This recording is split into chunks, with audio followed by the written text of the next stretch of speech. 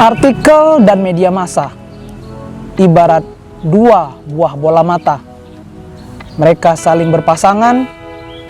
Jika satu tiada, akan hilang esensinya. Pada kesempatan kali ini, kita akan membahas tentang artikel dan media massa, di mana artikel tidak akan hidup atau tidak akan ada tanpa media massa. Begitu pula media massa, tidak akan ada data atau informasinya tanpa eksistensi artikel di dalamnya.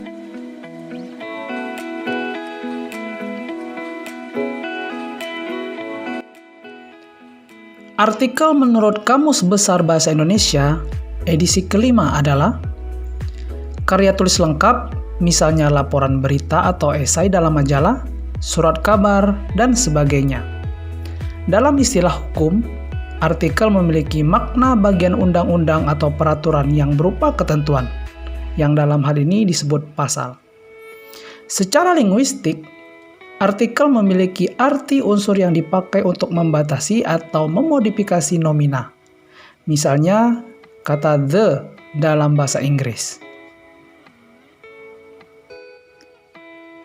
Sedangkan menurut Muhammad Tamimi, artikel adalah sebuah tulisan lepas, berisi opini yang mengupas tuntas suatu masalah tertentu yang sifatnya aktual dan kontroversial. Biasanya, artikel ditulis oleh seorang pakar atau ahli dan menggunakan gaya penulisan lugas, singkat, dan padat yang tujuannya memberitahu, memengaruhi, dan meyakinkan, atau bisa jadi artikel itu bersifat menghibur khalayak pembaca. Lepas di sini, maksudnya adalah siapapun pembaca dapat menulis artikel dengan topik bebas sesuai dengan minat dan keahliannya masing-masing. Dalam arti secara umum, kita dapat mengetahui bahwa artikel merupakan suatu karya tulis lengkap yang berisi opini penulis seperti artikel opini, esai, dan sebagainya. Serta ada pula yang berjenis tidak dibubuhi oleh opini penulis, yakni artikel berita atau laporan berita. Artikel biasanya ditulis untuk kebutuhan dan kepentingan di media massa.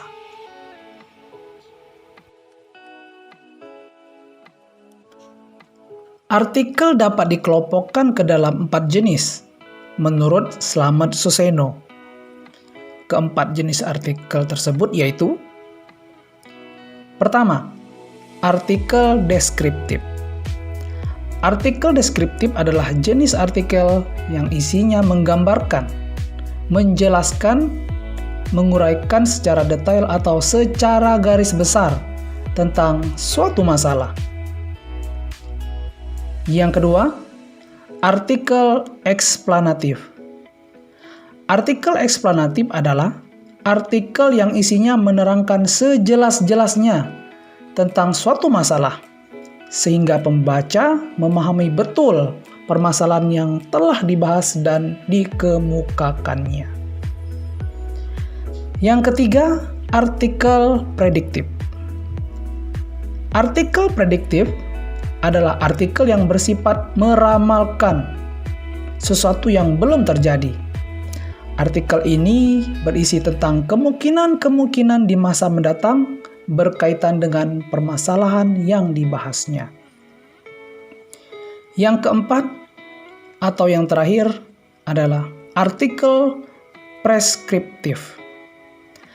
Artikel preskriptif adalah artikel yang isinya mengandung ajakan, imbauan, atau perintah terhadap pembaca untuk melakukan sesuatu. Artikel ini pastinya bersifat mempengaruhi pembaca. Setelah kita mengetahui tentang artikel, sekarang saatnya kita masuk ke media massa. Media massa adalah hulu dari proses menulis artikel, termasuk karya-karya lainnya, di mana media massa merupakan corong kata-kata dan wadah yang tepat dalam membuktikan kualitas tulisan seorang penulis. Dengan terbitnya artikel di media massa, artinya tulisan tersebut layak untuk disantap oleh publik dengan segala konsekuensinya. Media massa atau dalam bahasa Inggrisnya mass media adalah kependekan dari media komunikasi massa. Menurut Pradnyaparamita, media massa adalah sarana penyampaian pesan yang berhubungan langsung dengan masyarakat luas, misalnya radio, televisi, dan surat kabar. Kata media adalah bentuk jamak dari medium yang berarti tengah atau perantara. Sedangkan massa berasal dari bahasa Inggris, yaitu kata mass yang memiliki arti kelompok, kumpulan, atau orang banyak. Sementara itu, Alo Liliweri berpendapat bahwa media massa merupakan sifat. Instrumen komunikasi massa telah memberikan peluang kepada kita untuk merekam, mentransmisi berbagai pengalaman dan informasi secara cepat dan meluas untuk mencapai khalayak yang heterogen. Komunikasi massa melalui medianya membantu kita berhubungan dengan khalayak. Media merupakan jembatan yang mengatasi hubungan antara komunikator dengan komunikan yang melintasi jarak, waktu, bahkan batas-batas pelapisan sosial suatu masyarakat. Setelah kita mengetahui arti dari media massa, selanjutnya kita juga perlu tahu fungsi-fungsi dari media massa. Menurut Wilbur Schramm, secara mandiri atau bersama-sama lembaga lain, media massa dapat melakukan fungsi-fungsi berikut ini. Yang pertama, fungsi sebagai pemberi informasi. Artinya media massa memberikan ragam informasi atau data kepada publik, di mana tanpa media massa sangatlah sulit untuk menyampaikan informasi secara cepat dan tepat waktu seperti yang diharapkan oleh suatu negara yang sedang membangun. Yang kedua, fungsi pembuat keputusan. Dalam hal ini, media massa sangat berperan sebagai penunjang karena fungsi ini menuntut adanya kelompok-kelompok diskusi yang akan membuat keputusan, dan media massa menyampaikan bahan untuk didiskusikan serta memperjelas masalah yang sedang diperbincangkan. Yang ketiga, fungsi sebagai pendidik. Media massa merupakan sarana membelajarkan masyarakat melalui informasi, data, fakta, hingga bahasa dalam terbitan atau siaran pihak suatu media. Dalam hal ini, media massa adalah pendidik masyarakat secara umum, sehingga arah visi dan misi suatu pihak media sangat berpengaruh terhadap keberadaan masyarakat pembacanya. Dalam fungsi sebagai pendidik ini, dapat kita lihat bahwa kualitas atau mutu program-program suatu media massa sangat memberikan dampak. Bisa berdampak positif atau berdampak negatif. Berikutnya adalah jenis-jenis media massa. Saat ini ada 3 jenis media massa. Antara lain, yang pertama, media cetak. Media cetak ini bisa berupa surat kabar atau koran, buletin, tabloid, hingga majalah. Yang kedua, media elektronik. Media elektronik bisa berupa radio, televisi, dan film. Yang ketiga, media daring atau media online. Media yang seperti ini bisa berupa situs web atau website, termasuk situs berita, dan juga media sosial. Berkenaan dengan artikel dapat digunakan di segala jenis media massa, terutama pada media cetak dan juga media daring.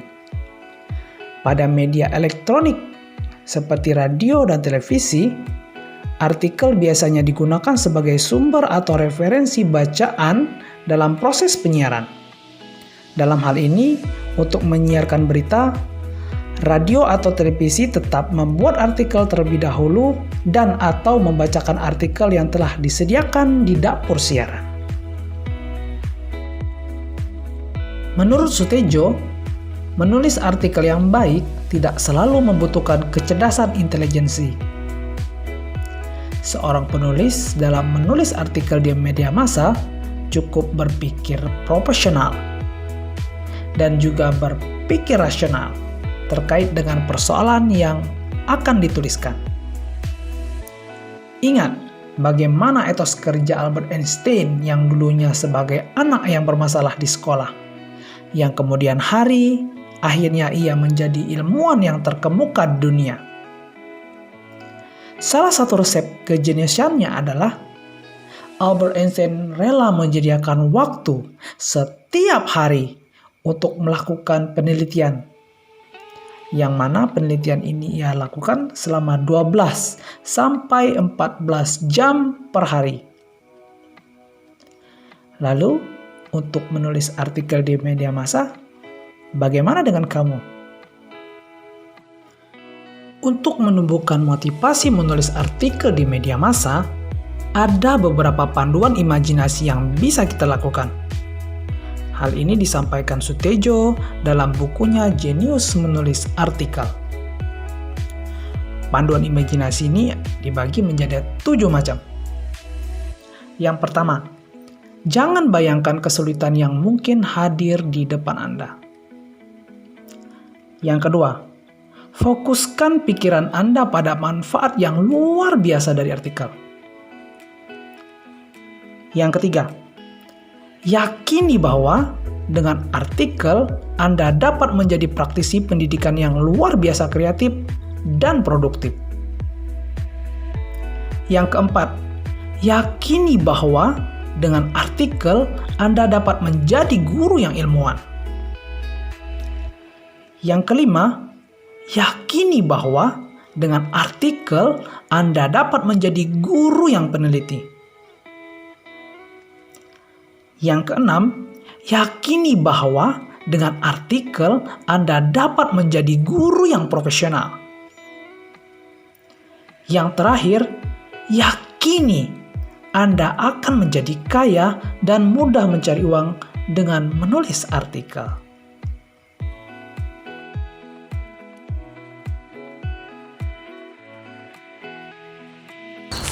Itulah esensi dari artikel di media massa. Kita sudah melihat dari mulai definisi hingga motivasi menulis artikel di media massa. Semoga video ini bermanfaat dan pembelajaran kali ini bisa memberikan suatu esensi yang sangat penting bagi kita di dalam menulis artikel di media massa. Ingatlah, Tuhan memuluk kita dengan berbagai macam kelebihan. Agar bermanfaat, jadikan kelebihan itu menjadi sebuah tulisan. Totality is the key to quality. Salam literasi.